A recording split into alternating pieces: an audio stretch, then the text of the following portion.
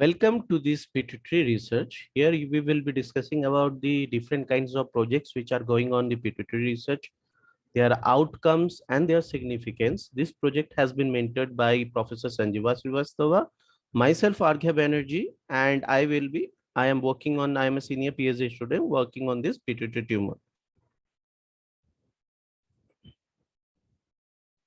Just going on a bit of incidence of the brain tumor which is occurring naturally, we can find this pituitary tumor as the second largest occurring brain tumor. Okay, and it is according to the CBTR, Central Brain Tumor Registry Unit.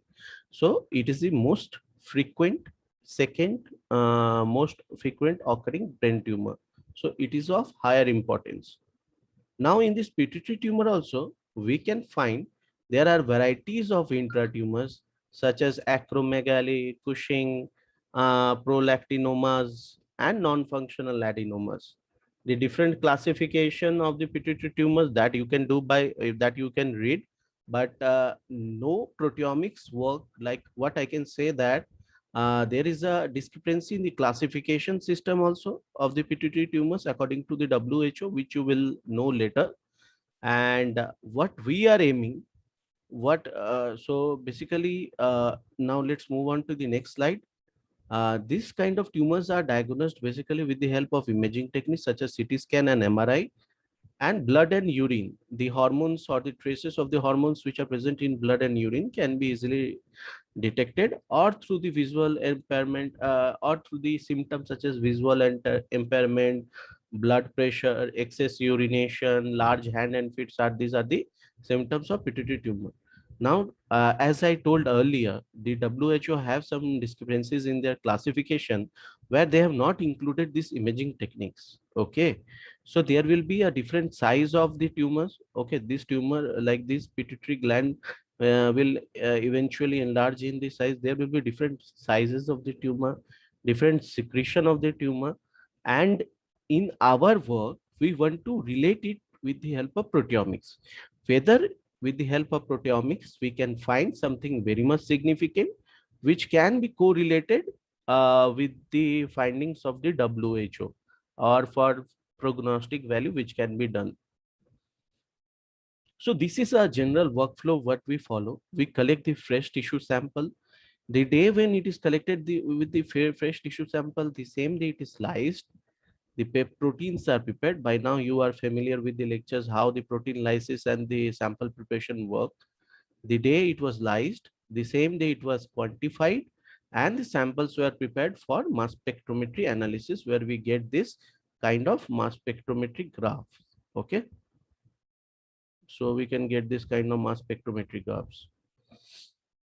So now I will be discussing about the possible projects which are going on. First of all, pituitary proteome map.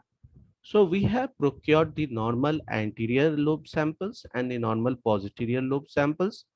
These anterior and the posterior lobe are the means this is a master gland, like which control the body's all biological functions and metabolic functions. You can name. Till date, no one has built a proteome map regarding the anterior and the posterior pituitary from the matched pair.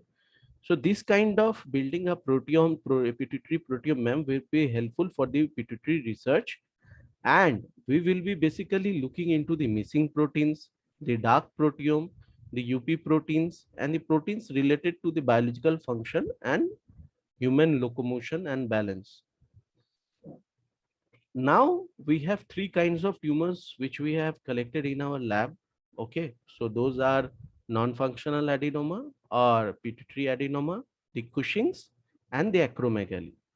After this work has been completed, we are parallelly working on comparing the pituitary, comparing the normal pituitary with the disease pituitary also. So here you can see this is the control versus pituitary adenoma, which is basically a non-functional pituitary adenoma. We are also looking at the functional versus non-functional. Generally, pituitary are able to secrete hormones. So those pituitary which are adenomas which are able to secrete hormones are functional adenoma, and those which do not are non-functional adenomas.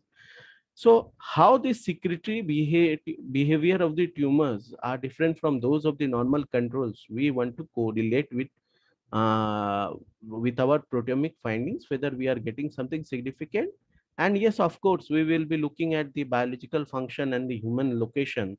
Like this is one of the important point, the proteins related to the human locomotion and the balance which can be found. The next point is the grade wise classification. As I told you, like this tumor, when it goes through the severe stages. Our collaborator, Professor Atul Goel from the KEM, have devised an in-house grade classification of this tumor. Okay, so you can see this is grade 1, this is grade 2, this is grade 3, grade 4. We have done the proteomics on these samples, and we want to see whether this grade can be significantly related with some sort of proteomics finding. So this is what we are looking at, how different grades can be correlated with the protein markers and protein related to biological. This is common, like we have to find the protein related to its biological significance, their locomotion, their pathways in which we are moving. So this is done. Now comes the aspects of the serum that you what were we seeing were the tissue samples. Now this comes the aspects of the this comes the aspects of the pituitary research for the serum samples. Okay, so here what we are seeing, we